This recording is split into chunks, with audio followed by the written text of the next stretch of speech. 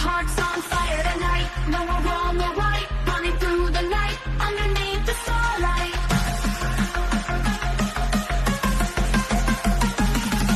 To interpolate is Congresswoman Migs Nograles. You are recognized. Thank you, Mr. Chair. Good afternoon to our resource person. May I direct the questions to Attorney Harry Roque, Mr. Chair? Please proceed. Volume.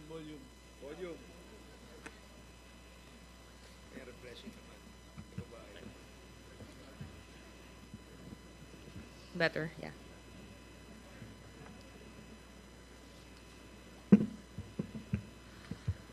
Attorney Roque, with regard to Biancham, as a former chairman and president of Biancham, and of course, a very known lawyer, are you familiar with its subsidiaries? Wholly owned corporations by an existing corporation, Mr. Chair. Are you familiar with the subsidiaries of Biancham? Yes, Mr. Chair, I am familiar with subsidiaries of Biancham. What are these subsidiaries? I have PH2, which is wholly owned by Biancham. There's another one, LAT something, which is also a holding corporation for another real estate company. Let's show on the GIS on 2020 the subsidiaries. As stated in the GIS. Can we show it, please? So do you have 4 subsidiaries? Yes, Madam, Mr. Chair. That's PH2, LOT, First Bataan, Mariveles Power, and Block 19 in Pine Woods Village. So since PH2, Lot 37, Pine Woods is subsidiary, I'm sure you're familiar with PH2, correct? Yes, Mr. Chair. And you confirm that Biancham currently owns 99.9% of PH2, and even in 2018 it was 95%, Mr. Chair. Yes, Mr. Chair. In fact, in 2018, you were a shareholder, the resource person is a shareholder of PH2. Yes, Mr. Chair. And at one point, even the chairman and president of PH2. Yes, Mr. Chair. And this attorney Ortega, who acquired, now owns 99% of Biancham, was also a shareholder of PH2, correct? Yes, Mr. Chair. In fact, he was a director, correct? Yes, Mr. Chair. And you confirm that at one point, as stated in the 2022 GIS, a certain Attorney Gonzalez became a shareholder of PH2 as well. Yes, Mr. Chair. So these are the breakdowns of Biancham's incorporators in 2014, PH2 stockholders in 2018, and Biancham's first GIS and amended GIS in 2022. So essentially, in Biancham, in 2014, you own 49.96%. In March 2020, you owned 98%, and just in 7 months, it was Attorney Ortega who owned 99% of Biancham. By virtue of a trust agreement, Mr. Chair. Currently, and PH2 stockholders in 2019, Biancham Trading owns 95%. This was in 2018 GIS as reflected. You own 1%. Attorney Ortega owns 1%. And Attorney Gonzalez later on owned stocks in PH2. Is this correct?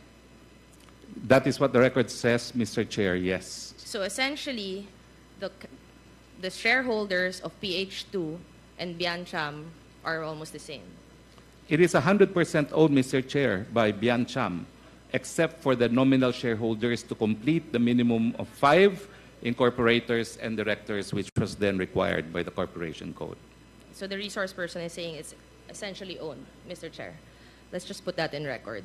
Currently, Mr. Percival Ortega, as established earlier, has a 99% share in Biancham. So and he is the current chairman and president. He holds almost all the shares now in trust in behalf of all the families subject to our settlement, Your Honor. And one of the shareholders is also a certain Attorney Butuyan. Yes, he was my law partner for 30 years or so. So you, Attorney Butuyan, and Attorney Ortega, what is your relationship with each other? Were you classmates, all partners? Yes, we are all classmates, and that is why the family trusted Attorney Percival Ortega to take care of the interests of everyone. Would you know if there are other companies wherein Attorney Ortega is the chairman and president of? I know he sits in some other companies. And who is reflective of the true beneficial owner of Biancham?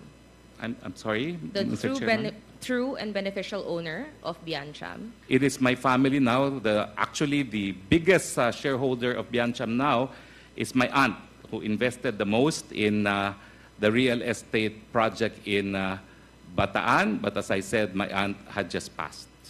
The biggest shareholder, even if She is, because she invested the biggest amount of money in the real estate transaction. So her name would be reflected on the beneficial owner form in the SEC documents. Not yet, because in the beginning, she made me sign a loan agreement, and then later on, she changed her mind that it will be hers. She changes, so I just Not comply. yet. So meaning, or currently, you're the beneficial owner. Well, in our trust agreement, Yes or no lang, Mr. Chair? no, Your Honor. Right now, the beneficial owner is still the estate of my aunt, who owns the biggest share in the land transaction in Bataan. Mr. Chair, since the beneficial ownership form is submitted naman to the SEC, may we require that the beneficial ownership form be submitted to the committee? I am not aware, Mr. Chair, if we submitted one in fact, because it is just a trust agreement amongst family members. This is a requirement under the SEC. You're a very competent lawyer. You're not aware, and were you not the president? So you do not know the submissions? I'm sorry, Mr. Chair, I'm not a specialist in corporation law. That's why I have to hire But other you were lawyers. the former president and chairman of Biancham. Yes, And Mr. you Chair, were not aware but of the submissions? it's a dormant company for all intents and purposes. I am not a specialist in corporation law. It's a dormant corporation right now. How so? It's a holding corporation because it only owns title to raw land. It has no commercial activity other than holding title to raw land currently. So, Mr. Chair, may I move to get the beneficial ownership form, if there is, from the SEC or from Mr. Roque if he finds out? Mr. Chair, I'm not aware I actually filed because this was 2020. But if we need to file belatedly, we will file belatedly. But right now, I am not aware if we in fact filed that with the SEC, in all honesty. And earlier, the transfer of the share. Feel the rhythm beat, moving to our feet in the city heat. I don't need to retreat. We go wild, wild, wild, living just like that child, running free and wild.